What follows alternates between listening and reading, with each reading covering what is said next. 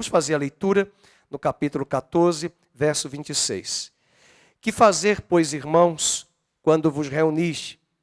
Um tem salmo, outro doutrina, este traz revelação, aquele outra língua, e ainda outro interpretação. Seja tudo feito para a edificação. No caso de alguém falar em outra língua, que não sejam mais do que 2, ou quando muito 3. E isto sucessivamente, e haja quem interprete. Mas não havendo intérprete, fique calado na igreja, falando consigo mesmo e com Deus. Tratando-se de profetas, falem apenas 2 ou 3, e os outros julguem. Se, porém, vier revelação a outrem, que esteja sentado, cale-se o primeiro. Porque todos podereis profetizar, um após outro, para todos aprenderem e serem consolados. Os espíritos dos profetas estão sujeitos aos próprios profetas, porque Deus não é Deus de confusão, e sim de paz, como em todas as igrejas dos santos. Conservem-se as mulheres caladas nas igrejas, porque não lhes é permitido falar, mas estejam submissas, como também a lei o determina. Se, porém, querem aprender alguma coisa, interroguem em casa a seu próprio marido, porque para a mulher é vergonhoso falar na igreja.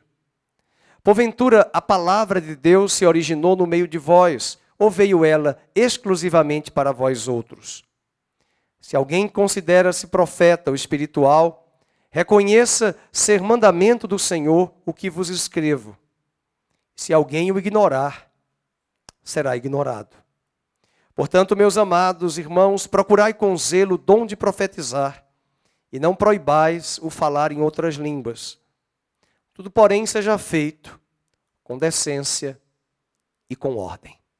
Que Deus abençoe a sua santa palavra, mantenha-na aberta e vamos refletir sobre esse texto hoje à noite. Muito obrigado. Pode sentar. A semana passada, o pastor Felipe se prolongou ali, se estendeu até o verso 25. E hoje nós vamos falar a partir do verso 26 ao verso 40, esses versículos finais do capítulo 14. E proclamo, talvez domingo que vem, nós estaremos ministrando sobre, não esse texto, daremos um hiato, uma pausa, um stand-by, em função de pregarmos sobre os abalos. Embora a própria ressurreição dos mortos será um grande abalo, porque o que é corruptível será revestido da incorruptibilidade, e os céus e a terra serão abalados, e os corpos dos santos serão ressuscitados, aleluia, desde aquele dia de Adão até os dias de hoje. Os mortos em Cristo ressuscitarão, os mortos em Cristo, e também aqueles que não deram crédito e serão julgados, e esse juízo acontecerá no dia da parúzia, no dia da vinda gloriosa do Senhor, que não deixa de ser um grande abalo, uma grande expectativa da igreja e uma surpresa para as nações da terra. Então, nós vamos tratar desse assunto, e esse capítulo 15 é o capítulo-chave da carta aos Coríntios, que ele vai falar sobre a doutrina da ressurreição dos mortos. Se você olhar na sua carta, na sua Bíblia, veja, é o maior capítulo da carta aos Coríntios. Tem 58 versículos. Vai falar sobre uma das doutrinas mais importantes que aparece lá no Velho Testamento, a doutrina da ressurreição. Uma doutrina bastante confusa na cabeça do povo evangélico, porque alguns separam as duas ressurreições, a dos justos e a dos ímpios, com um hiato, e essa confusão teológica tem sido notória ao longo da história da igreja. Mas nós vamos trabalhar sobre isso. Mas hoje eu quero falar, como o próprio texto da sua Bíblia já diz, no verso 26, a necessidade de ordem no culto.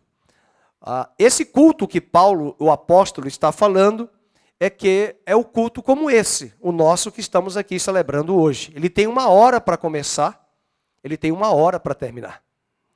É um culto que requer ordem. É verdade que quando começa o momento de avivamento, o mover de Deus, as reuniões elas se prolongam. O apóstolo Paulo mesmo, quando ia pregar em algumas das missões evangelísticas dele, se estendia por mais até de meia-noite, de tal maneira que o jovem Eutico cochilou, caiu, quebrou o pescoço, morreu, e Paulo orou. Eu estou dizendo quebrou o pescoço porque ele morreu. E aí ele morre, e Paulo ora, e ele acorda, e quem disse que Paulo encerrou o culto? Continuou o culto, porque estava ali um grande avivamento de fome da palavra de Deus. Mas eu tenho aqui 3 pontos que eu quero trabalhar hoje, que Paulo traz nesse capítulo, nessa parte que separamos, 3 orientações para a igreja. Antes de falarmos desses 3 pontos, existem 2 coisas fundamentais que precisam estar no culto. A primeira é que tudo deve ser feito para edificação. Veja o capítulo 14, verso 26. A última frase do versículo diz: seja tudo feito para edificação. Esse é um ponto fundamental nos nossos cultos. A igreja tem que ser edificada. Quando nós falamos edificar, ela precisa ser corrigida, consolada, encorajada, fortalecida, animada pelo Senhor, não pelo louvor, pelo auditório, mas encorajada pelo Senhor, trazendo o ânimo do Senhor sobre nós. E o segundo elemento fundamental no culto é que, além de ser feito para edificação, tudo deve ser feito com ordem e com decência. O versículo 40 também nos diz isso. Vamos ler? Tudo, porém, seja feito com decência e ordem. Existia um ar de sensualidade no templo da deusa Afrodite, da deusa Cibele, do deus Apolo, na cidade de Corinto. A promiscuidade, a sensualidade, muitas vezes aquelas roupas brancas, muitas vezes transparentes, as orgias que aconteciam dentro do culto. E essa prática promíscua, sensual, no culto da deusa Afrodite, lá em Corinto, era a coisa mais comum. Os ofertantes tinham que ter relações sexuais com as sacerdotisas, vocês imaginem. E no culto a Deus, por que ele está falando de decência? Porque ele está falando de ser decente, de ter ordem. Porque havia esse espírito de prevaricação, inclusive sexual. Não é à toa que Paulo falou no capítulo de número 6, de algumas práticas obscenas, vulgares, sensuais, de muitos que estavam ali, que tinham vindo desse universo e dessa prática. Voltemos para o capítulo 6, ele diz no verso de número 9, ou não sabeis vós que os injustos não herdarão o reino de Deus? Não vos enganeis, nem impuros, nem idólatras, nem adúlteros, nem efeminados, que é a prática da homossexualidade passiva, e nem sodomita, ativa, e nem ladrões, e nem avarentos, nem bêbados, nem maldizentes, nem roubadores herdarão o reino de Deus. E tais fostes alguns de vós, mas vós fostes lavados e fostes santificados. Mas lembrando ainda dessa prática dessa igreja, vocês devem pontuar que Paulo escreveu uma carta.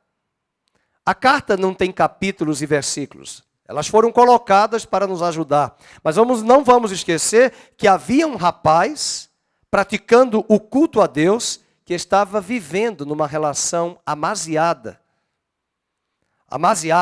com a madrasta. Veja o capítulo 5, versículo 1, ele diz: geralmente se ouve que há entre vós imoralidade. Então ele está mostrando dessa falta de decência, desse comportamento sensual. Olha o perigo que nós temos quando na plataforma, de quem está aqui na frente, de quem está no santuário, roupas extremamente sensuais.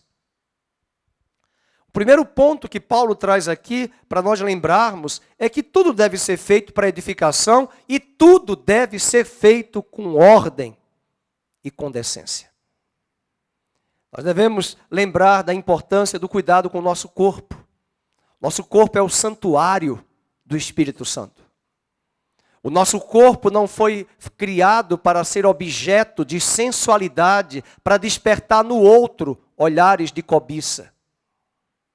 olhares de sensualidade. Até mesmo para o casamento, Paulo diz que a sensualidade do seu marido seja para a esposa, da esposa seja para o marido e não para terceiros. E como nós vamos trazer isso para a igreja? Essa ideia, né, dessa sensualidade que está bem notória diante dos nossos olhos, em qualquer propaganda hoje que se faz de perfume, de sapato, tem que ter um homem nu, uma mulher nua. E é uma sociedade que apela extremamente para a sensualidade e o sexo. Alegria e gozo devem estar presentes também no culto. Nós precisamos ser edificados e sairmos alegres, confortados e consolados para o Senhor. Mas vamos voltar para o capítulo 14, e o primeiro ponto de orientação que Paulo traz para a igreja é que tanto falar quanto interpretar em público precisa ser feito em ordem. Eu já participei de reuniões de oração, de intercessão e até de algumas cruzadas evangelísticas, alguns eventos, e até na igreja, no culto, visitando algumas igrejas, eu parecia que eu estava assistindo um ping-pong. Porque nós muitas vezes não estamos ouvindo ali alguém falando em línguas, mas ou alguém não interpreta, ou então todos falam em línguas de uma só vez, e na verdade alguém está se sobressaindo para trazer uma palavra de Deus que é preciso ser ouvida, para ser julgada a profecia, para saber se pelo discernimento de espíritos aquela palavra vem de Deus, vem do homem ou vem do diabo, do engano. E muitas vezes, neste tipo de reunião, acontece uma celeuma. O som das pessoas toma um volume maior e todo mundo entra numa euforia, em êxtase, quase, e ninguém foi edificado absolutamente nada. Alguém estava falando em línguas, um outro se levantou para interpretar e os demais embaraçaram a ordem porque não se calaram na hora em que aquele que falava ou que aquele que interpretava trazia a palavra para a edificação. Então é nesse sentido que muitos pecam, transgridem, o culto termina e a igreja não foi edificada, houve apenas um momento de euforia, de êxtase, porque, como dizia um cantor aí, foram tantas as emoções, mas que não houve edificação. Veja, por exemplo, essa explicação de Paulo a partir do capítulo 14, verso 27. Vamos ler. Ele diz: no caso de alguém falar em outra língua, que não sejam mais do que 2, ou quando muito 3. E isto sucessivamente, e o mais importante, e haja quem interprete. Veja, ele não disse haja quem traduza.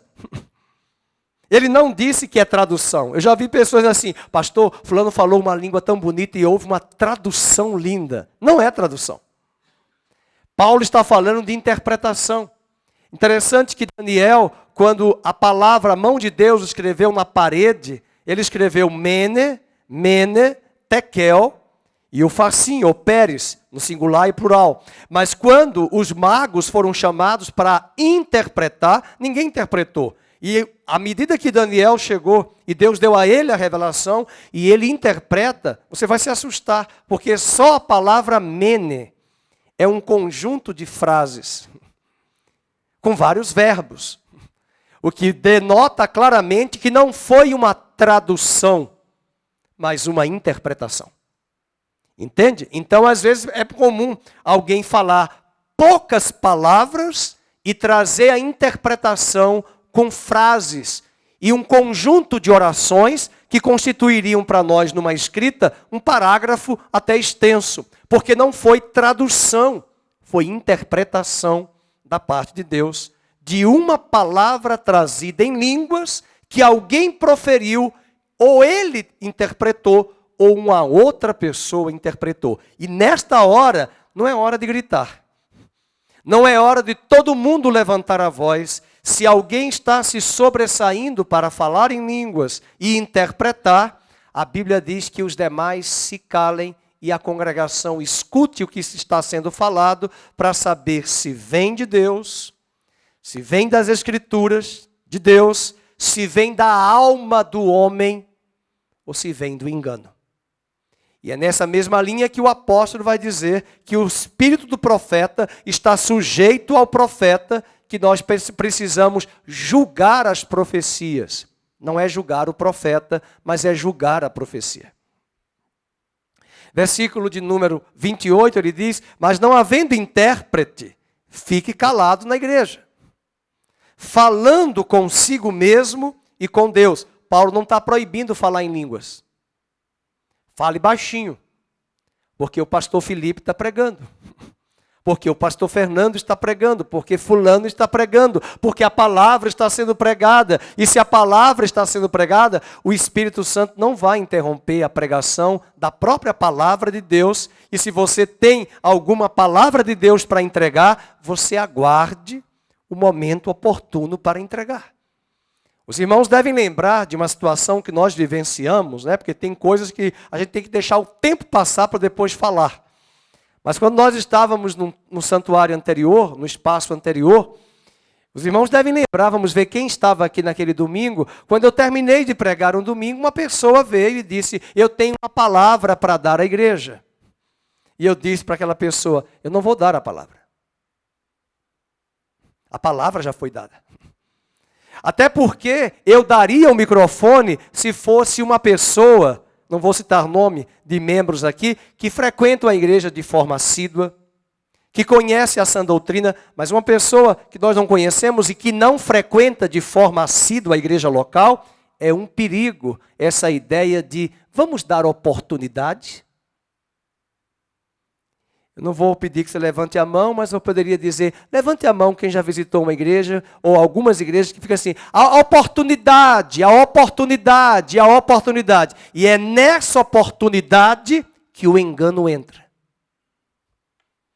Porque o que o pastor pode levar anos para sedimentar a sã doutrina na mente do rebanho, um espírito de engano pode desmantelar e destruir em meia hora.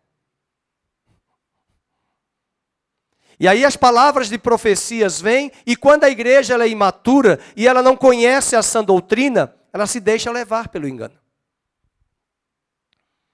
E é nesse ponto que Paulo vai nos dizer, fique calado, né? Ou calado no sentido, não levante a sua voz, mas fale consigo mesmo e com Deus.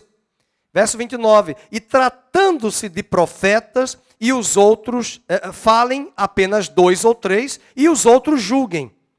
Se porém vier revelação a outrem que esteja sentado, cale-se o primeiro.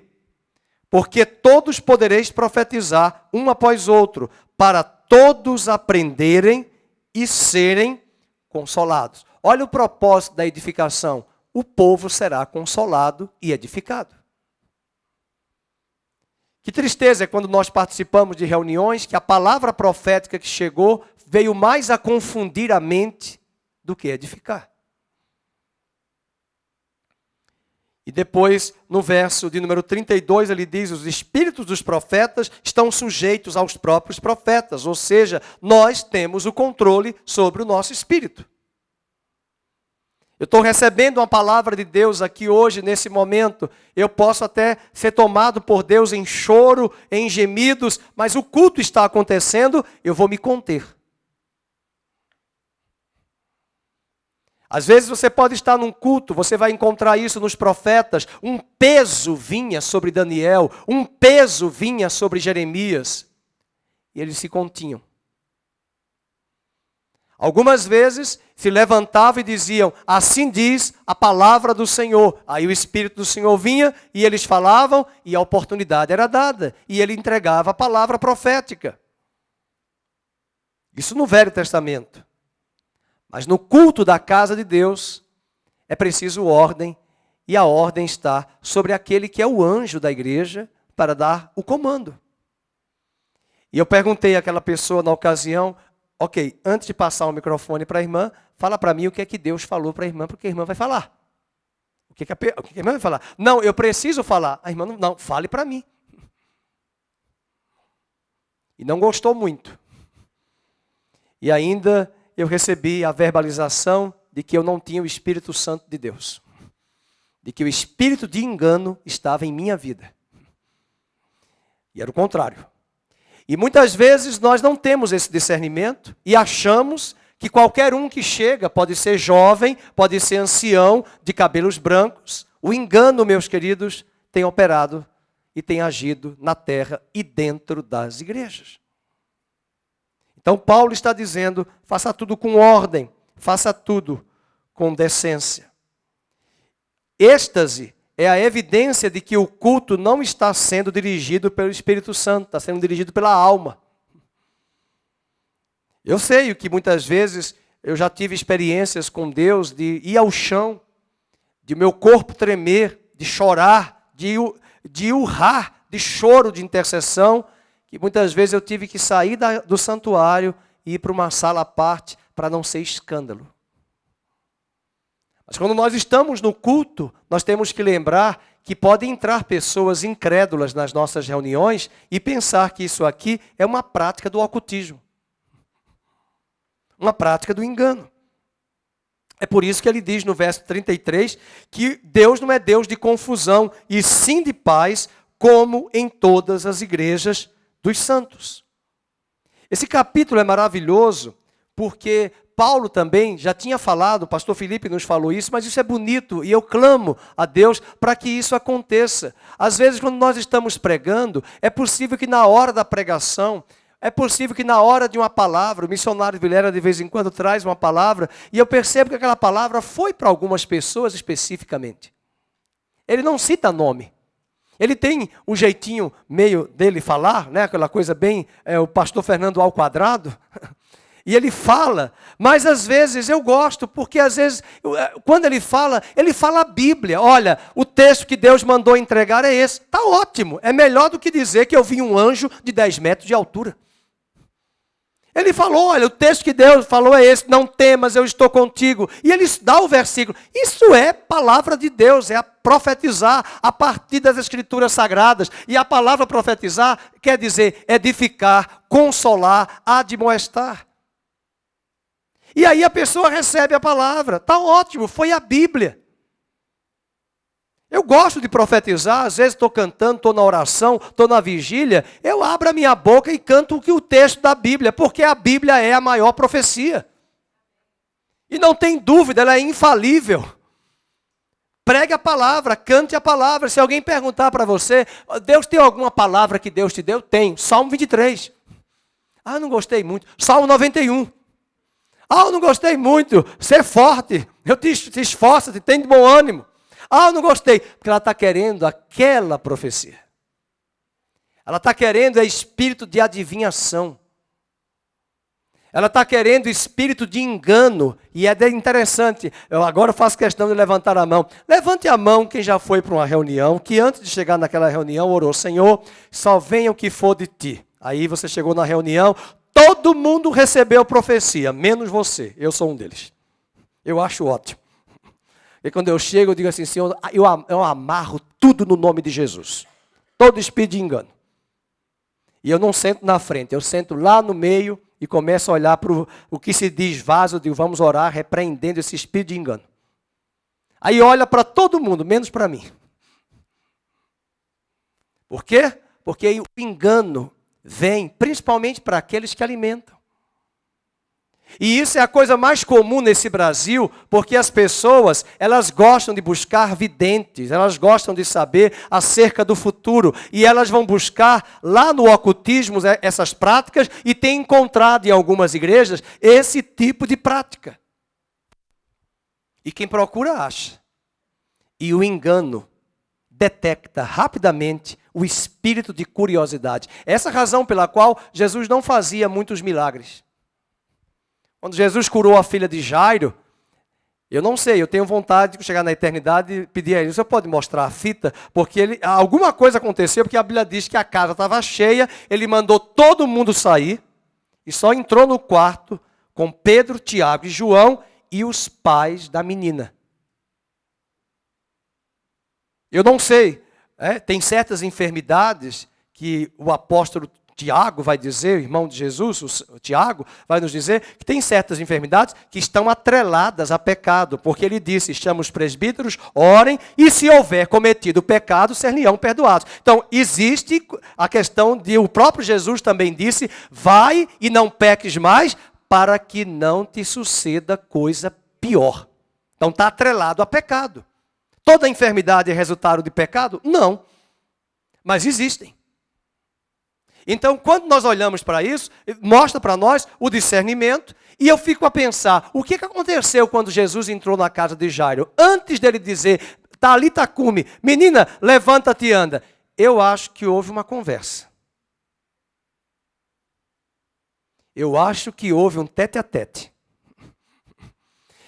Porque ninguém vai fechar o quarto, só para entrar no quarto, para dizer só uma frase dessa. Menina, Talita cumi, levanta-te e anda. Só para isso? Então isso aí deu menos de 10 segundos. A conversa deve ter sido longa. Ele não era qualquer um. Jairo era chefe de sinagoga, principal da sinagoga.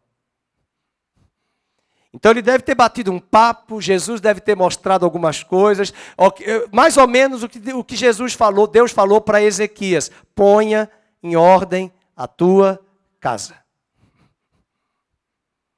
E essas coisas têm que ser ditas não em público, é no fórum íntimo. Tinha muito curioso na casa de Jairo. E Jesus enxotou e disse, pode sair, eu quero aqui os pais e o trio. Pedro, Tiago e João no barquinho, vem para cá. E diz a Bíblia que ele deu a palavra de comando e a menina foi curada. Então, o interpretar em público, mas eu acho bonito o que nós vamos ver no 23. Se, pois, toda a igreja se reunir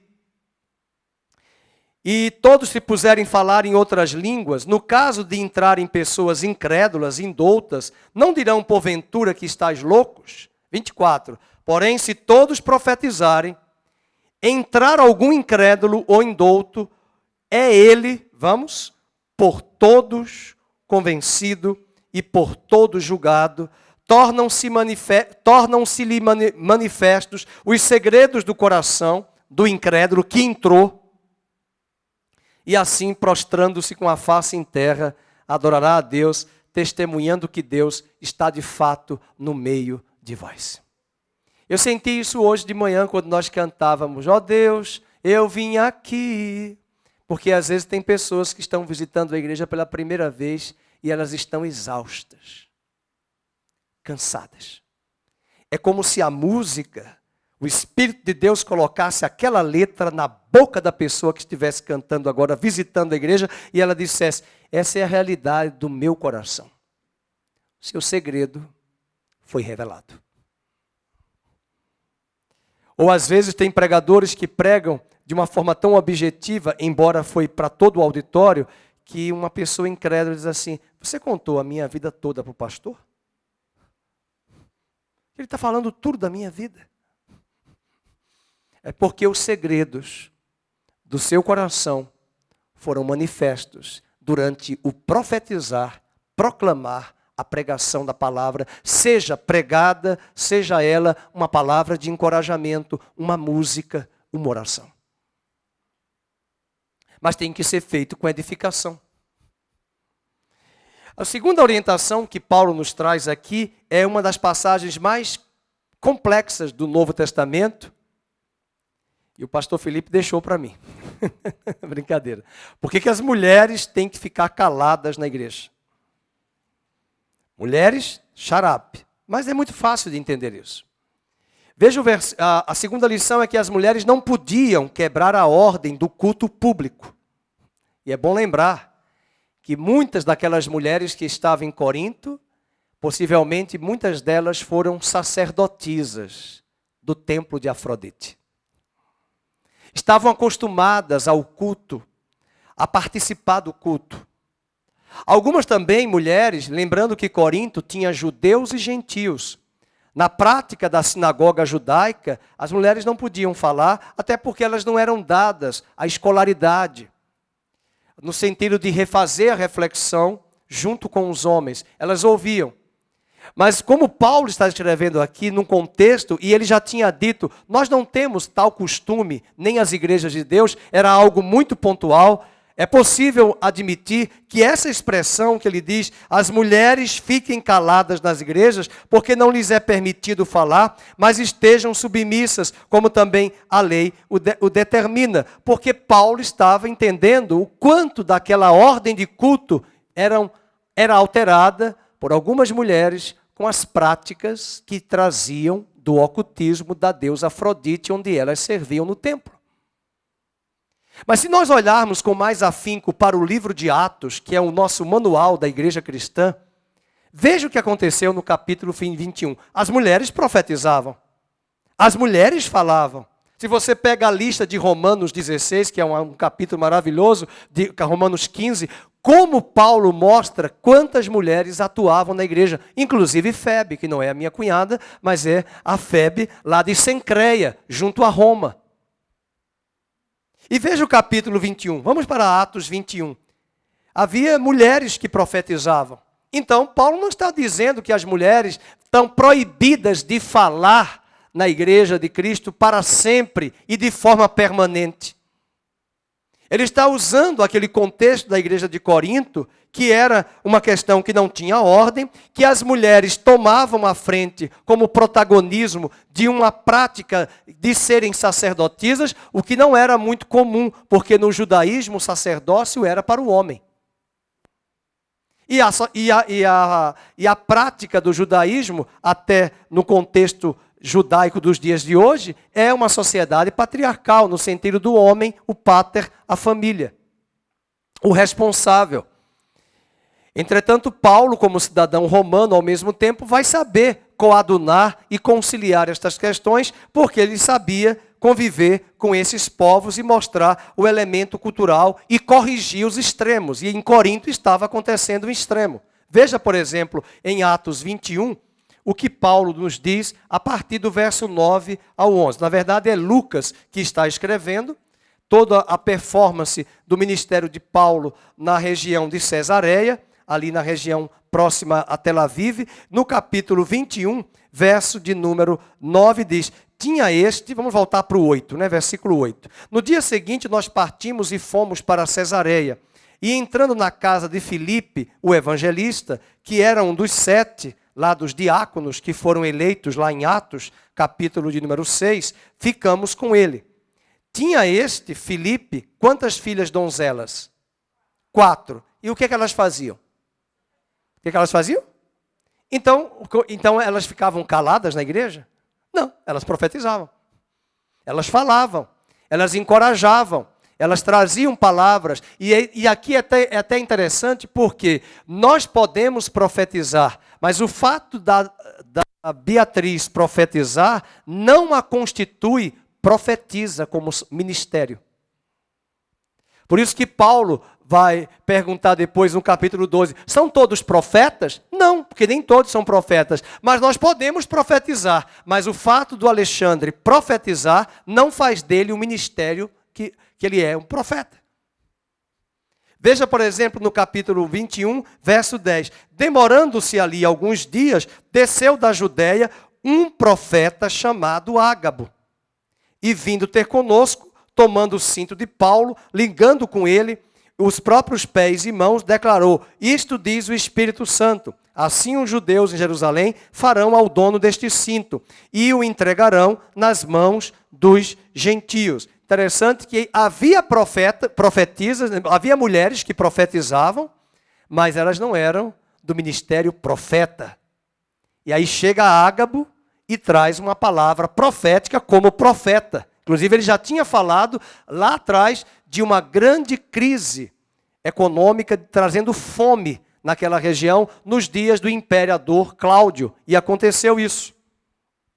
Lá no capítulo 11, se não me falha a memória, ele vai falar isso. Então, aqui vocês estão percebendo que as mulheres profetizavam. E por que Paulo está dizendo lá que elas vão ficar caladas na igreja? É toda uma questão de conjuntura, né? De contexto. Vamos agora para o capítulo 15 de Romanos. Vamos ver ainda no texto de Romanos, capítulo, eu falei o 15, mas na verdade é o 16. Recomendo-vos a nossa irmã Febe, que está servindo a igreja de Cencreia, 16:1, para que a recebeis no Senhor como convém aos santos e a ajudeis em tudo que de vós vier a precisar, porque tem sido o quê? Protetora de quem?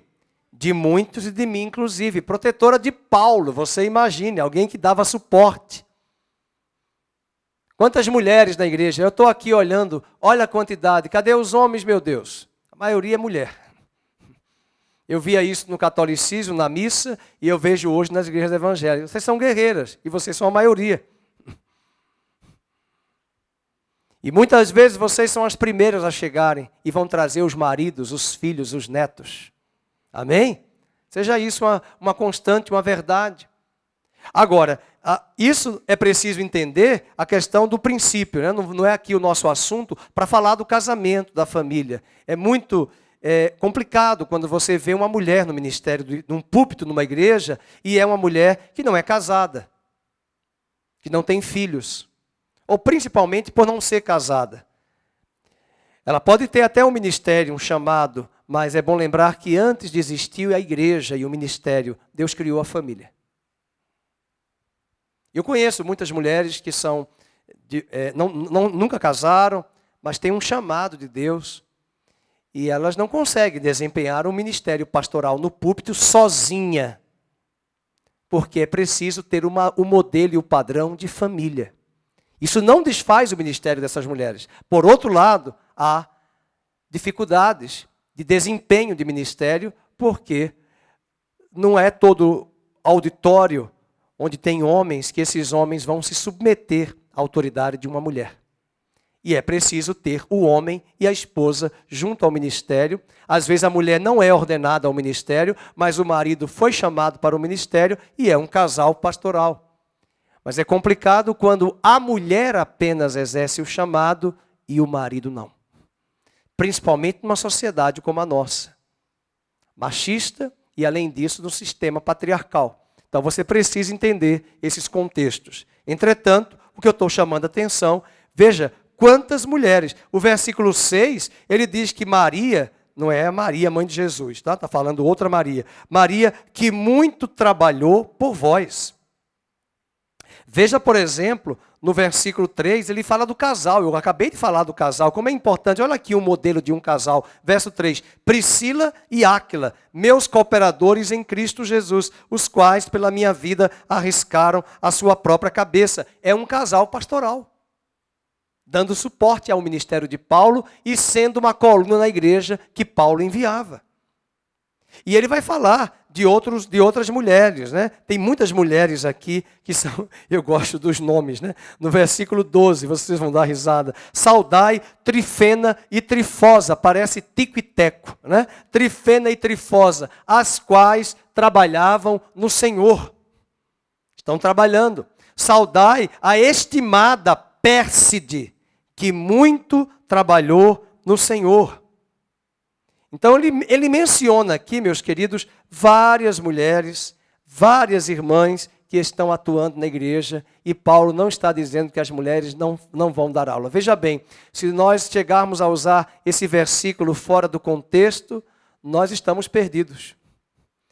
O número de diáconos aqui vai diminuir, porque só de mulheres nós temos mais diaconisa do que homem. O número de professores do departamento infantil vai diminuir, porque nós temos mais mulheres do que homens. A Andréia vai ter que se aposentar. Né? Ela não está aqui porque ela é mulher. E como é que fica? Isso mostra que não é por esse caminho. E nós temos que lembrar também, hoje, que bom que as mulheres, né, já faz um bom tempo, elas têm acesso ao conhecimento, à escola, ao saber. A própria Grécia, quando nós estudamos a cidade de Atenas e de Esparta na história, nós vamos ver que Atenas dava uma valorização à mulher em certa medida. Não era uma democracia total, no sentido de que as mulheres, todas as mulheres de todos os estratos, gozavam de participação na sociedade. Não eram todas as mulheres. Atenas não tinha tudo isso de participação feminina em todos os estratos, em toda a sociedade. Mas Esparta, as mulheres iam para as guerras, eram guerreiras. Então você veja, 2 cidades-estados, só citei 2, com diferenças abruptas na forma de criar filhos, jovens, crianças, uma para ser um soldado servindo ao Estado, seja homem ou mulher, e a outra para a sociedade mais liberal, no sentido de dar a liberdade de escolha para cada um seguir. Era o modelo de Atenas. Então você tem no próprio contexto grego, de algumas cidades e estados, onde algumas mulheres não gozavam de privilégios, e dentro do judaísmo elas gozavam dessa função da maternidade e da criação de filhos, que hoje algumas feministas usam para esse discurso, um discurso de que isso é muito secundário, colocar a mulher segregada na maternidade, mas eu pergunto, como estes guerreiros nasceriam se esses filhos não fossem preparados por essas poderosas mães? Como é que nós teríamos Samuel se não houvesse uma Ana que chorasse, que cozinhasse, que fosse uma esposa idônea, fiel a Deus? A gente fala de Samuel, mas foi graças a Ana. Nós falamos de Timóteo, as 2 cartas de Paulo a Timóteo, e esquecemos 2 mulheres, sua avó e sua mãe, Eunice e Lloyd. Essas mulheres estavam nos bastidores. A própria história, eu gostei muito da história do JK, Juscelino Kubitschek, a sua mãe que lavava roupa, passava ferro para sustentar os estudos dele no colégio católico até chegar à faculdade de medicina. Uma mulher analfabeta, uma mulher que não tinha muita instrução e que preparou, sem ela saber, que o seu filho viria a ser o presidente da República do Brasil. Quantas mulheres, não só na história, mas também nos bastidores da igreja, trabalhando, atuando e sendo uma coluna. Então as mulheres não podiam quebrar a ordem, mas elas oravam e profetizavam. Veja o capítulo 11, a própria carta não contradiz. Veja o capítulo, 1 Coríntios 11, verso 5. Vamos ler isso. Toda mulher, porém, que ora ou profetiza com a cabeça sem véu, desonra sua própria cabeça. Então Paulo está dizendo, honre e profetize de forma honrosa. Ele não está proibindo, porque no capítulo bem antes ele diz no 11 que a mulher deve profetizar com véu. Porque com véu, já explicamos, né? As mulheres eram reconhecidas como prostitutas e sacerdotisas de cabeça raspada. Era muito comum. Você vai encontrar, até no continente africano, aquelas mulheres com aqueles cabelos, né? Os adornos que elas usam, né? Às vezes para mostrar ali a beleza, né? A sua feminilidade ali presente. E Paulo vai dizer que o cabelo da mulher é a sua glória. As mulheres primam muito pelo cabelo, cuidam muito do cabelo, e o cabelo vai dizer é a sua glória, é a sua honra. E ele está usando esse exemplo, nós já explicamos isso aqui, você pode ouvir a mensagem do capítulo 11. Então como é que Paulo diria isso aqui e depois mandaria elas ficarem caladas? Não, ele está dizendo, é para ficar calada no sentido de haver ordem. E veja que tinha algumas tagarelas, porque veja, se eu sou analfabeto, eu sou homem, sou analfabeto, sou ignorante. Adianta eu estar perguntando a alguém, a irmã Zezé agora na reunião, enquanto o pastor Felipe está falando, eu sou analfabeto. O que ele falou, irmã?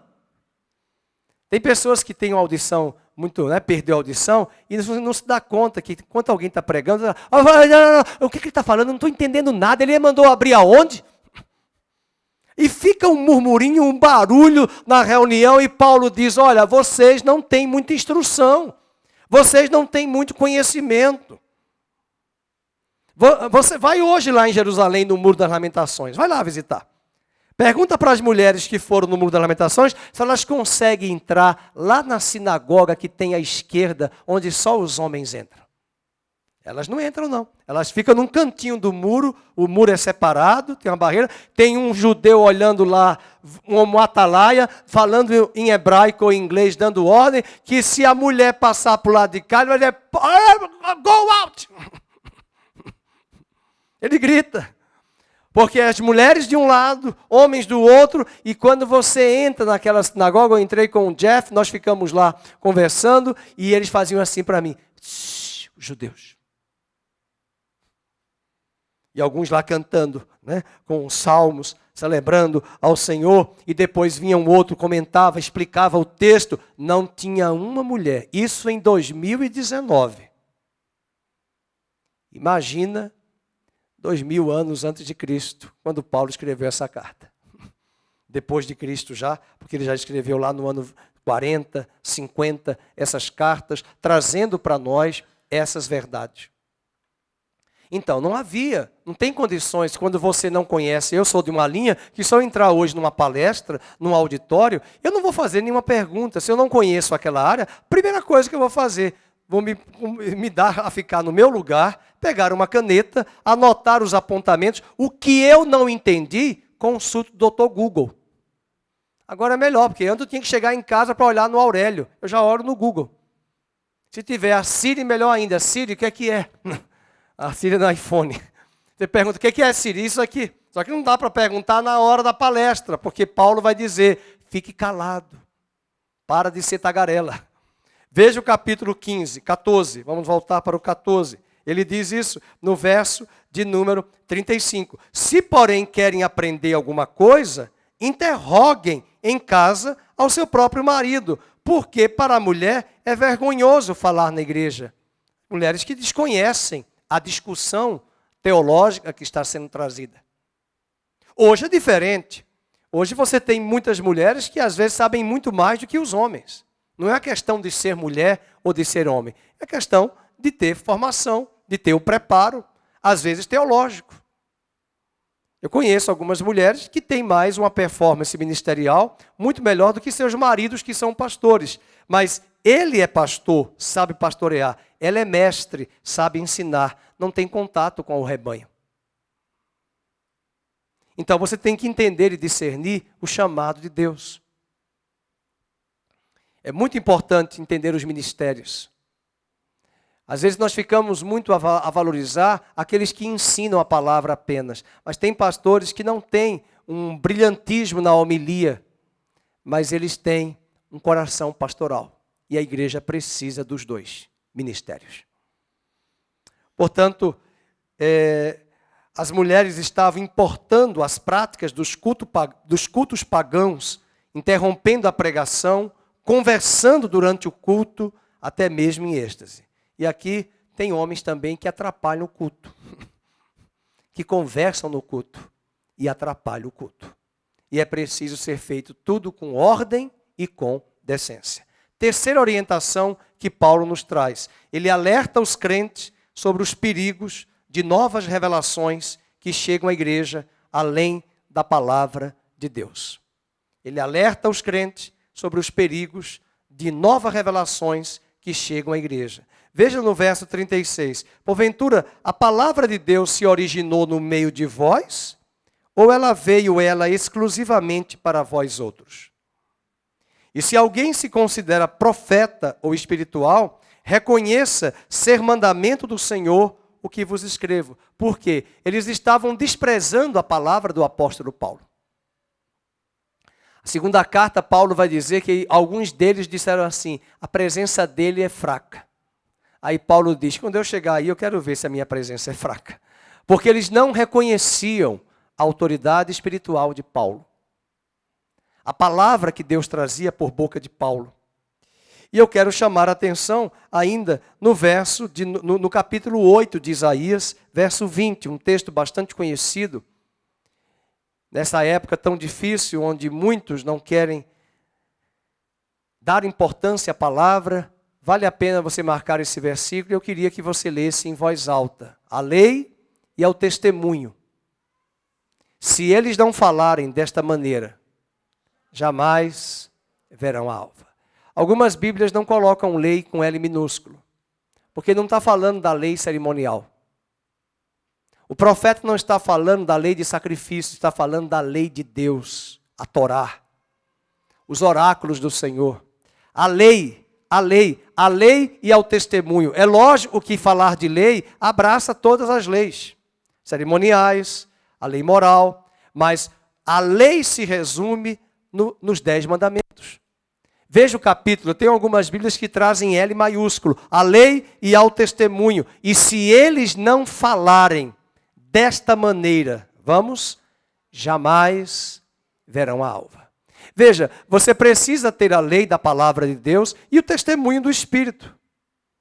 Quando os profetas falavam, eles diziam, assim diz o Espírito do Senhor. E eles traziam uma palavra. Por exemplo, vamos lembrar aqui de uma palavra de Elias. Quando Elias disse, durante 3 anos os céus vão ficar trancados, não vai haver chuva. Você pensa que ele trouxe uma palavra nova? Não. Ele pegou a palavra de Deuteronômio que diz assim, se vocês adorarem outros ídolos, seguirem outros deuses, eu, o Senhor, reterei a chuva de sobre a terra. Aí Elias olha para o cenário, olha para o paganismo de Israel, olha para a prática abominável de Israel, praticando coisas que Deus abomina, e ele diz, olha a seca, olha a maldição, olha o que Deuteronômio 28 falou, olha o que Deuteronômio 11 falou, que se nós não obedecermos e não andarmos alinhados com ele, Deus reterá a chuva. E Elias chega e diz, os céus estão trancados, não haverá chuva. Não foi palavra revelada nova. Foi palavra de Deus, da Torá, escrita e proclamada pelo próprio Deus. Então, cuidado com os perigos de revelação. Alguém uma vez perguntou para mim, eu era muito jovem, né? Tem revelação para mim? Eu digo, tem, Kodak. E Fujicolo. A pessoa tomou um susto. Veja o capítulo de 2 Timóteo, capítulo 2, verso 2. Nós estamos aqui num culto, esse culto tem ordem. E nós usamos uma boa parte do culto para trazer a palavra pregada expositiva. Veja o capítulo 2 de 2 Timóteo, versículo 2. Ele diz, e o que de minha parte ouviste, através de muitas testemunhas, isso mesmo transmite a homens fiéis e também idôneos para instruir a outros. Então Paulo está dizendo, pegue aquilo que eu trouxe de base, de ensinamento e instrua o rebanho e a descendência da igreja que o Senhor vai levantar sobre a terra. Transmite a homens idôneos, fiéis e leais a palavra de Deus.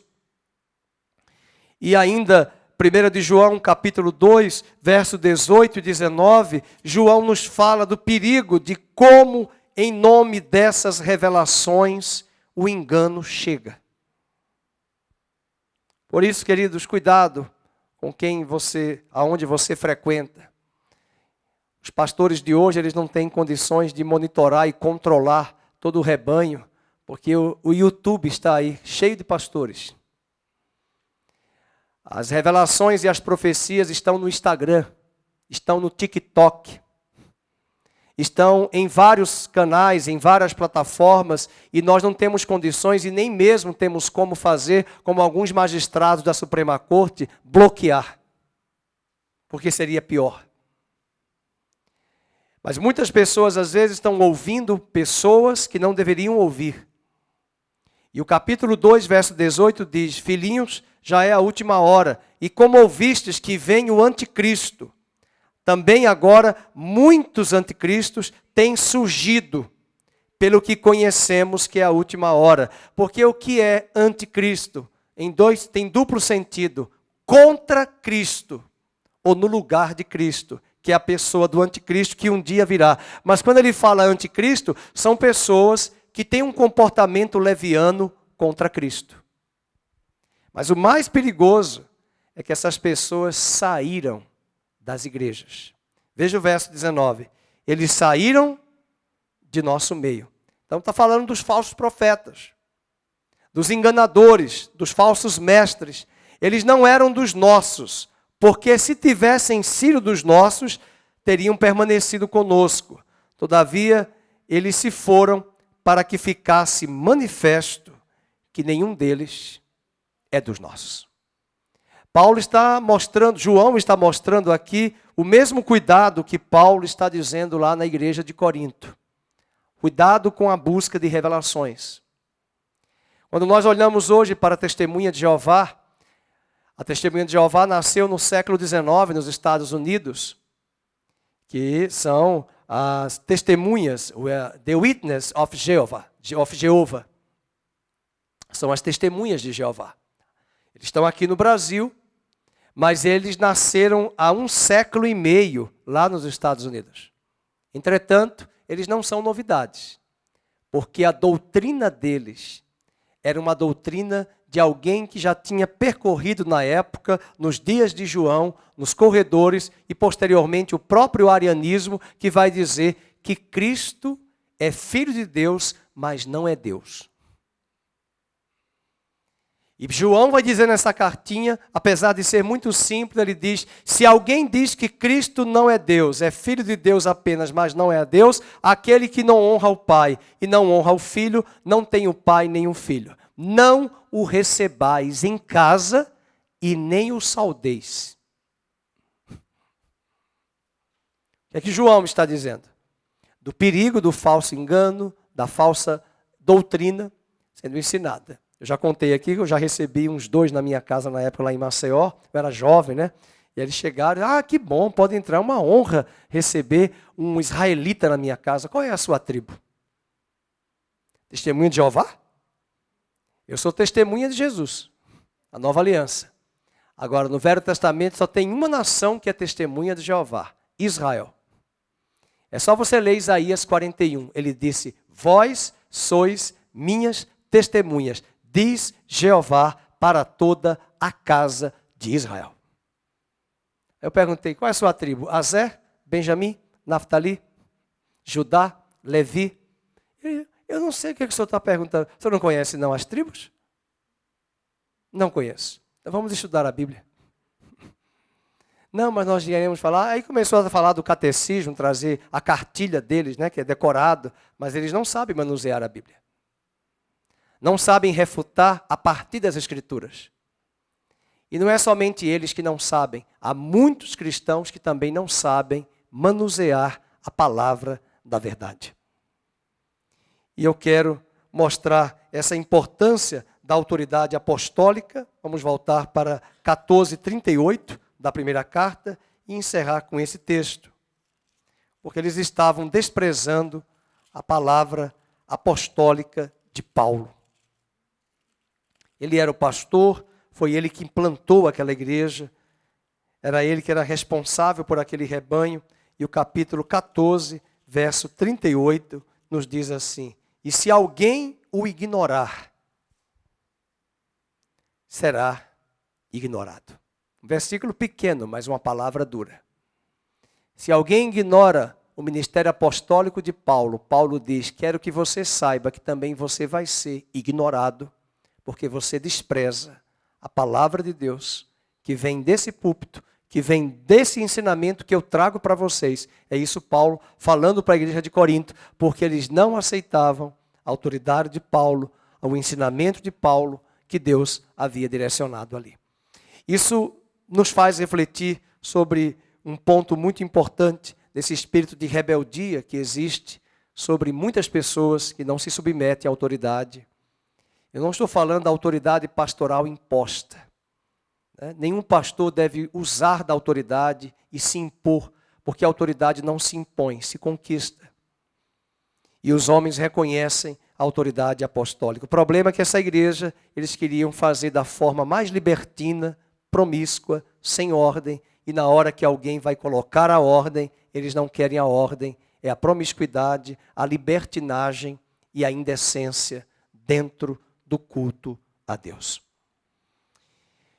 O texto que eu encerro é o versículo 40, que eu já tinha lido. Ele diz: tudo, porém, seja feito com decência e ordem.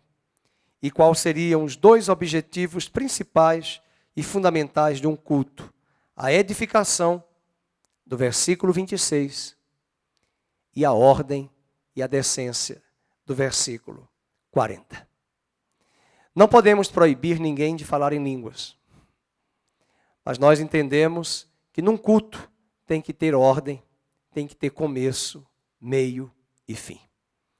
Uma coisa sabemos: quando os avivamentos chegam, quando a glória de Deus chega em nossas reuniões, o horário de culto se estende. Nós não temos nem horário para terminar. Isso a história dos avivamentos mostra. Mas seria extremamente deselegante, sem nenhuma direção de Deus, começarmos um culto às 6:30 e terminarmos às 11 horas da noite. Chegará um tempo que podemos ter cultos dessa forma. Nós não queremos sair. Tamanha será a presença de Deus em nossas reuniões. E para sermos cumpridores do horário, vamos encerrar por aqui e vamos orar para que Deus traga ordem e decência e edificação em nossos cultos. Amém? Vamos ficar de pé, vamos orar. Quero que você curve a sua cabeça nesta noite. Pai querido, nós queremos te pedir perdão por muitas vezes sermos levianos, sermos extremamente libertinos diante do culto ao Senhor. Te pedimos perdão por muitas vezes não termos o discernimento, não pedirmos ao Senhor sabedoria para nos conduzirmos. Nós queremos te pedir perdão por muitas vezes as reuniões serem êxtases em muitas igrejas locais e quase não há edificação e conforto e consolo sobre o teu povo. Nós oramos para que o Senhor, que é o Senhor da igreja, venha colocar a tua ordem sobre a tua casa. Venha trazer a edificação tão necessária, tão importante sobre o rebanho, sobre o povo de Deus. Oramos para que o Senhor nos livre de toda corrente de engano, todo espírito de engano que tem vindo sobre a terra. Esses espíritos que têm tentado cegar, impedir, apostatar, esfriar, esmorecer a igreja. Nós oramos para que o Senhor repreenda esse espírito de mentira e de engano e traga a sã doutrina sendo ensinada a partir de cada púlpito. Que haja no nosso coração um quebrantamento e uma resolução clara de nos submetermos à tua voz, de nos submetermos à tua palavra, de nos submetermos à doce ação do teu Espírito nas nossas vidas. Em nome de Jesus, que o Senhor venha fortalecer a cada um aqui presente. Em nome de Jesus, nós oramos para que o Senhor venha trazer a lei e o testemunho, conforme nós ouvimos. Porque se nós nos calarmos diante disto, jamais veremos a alva. Mas nós queremos antever dias que virão, onde a tua presença será tão notória em nossas reuniões. A glória do Senhor será tão visível, que não conseguiremos ficar de pé, tamanha é a tua glória. Mas prepara-nos para que nos cultos que celebramos, possamos manter a ordem, a edificação, e que em tudo e em todos Cristo seja honrado e glorificado. Que o Senhor te abençoe e te guarde, que o Senhor faça resplandecer o seu rosto sobre ti, que o Senhor tenha misericórdia de ti e que o Senhor sobre ti levante a luz do seu rosto e te dê a paz. No nome de Jesus oramos. Amém e amém.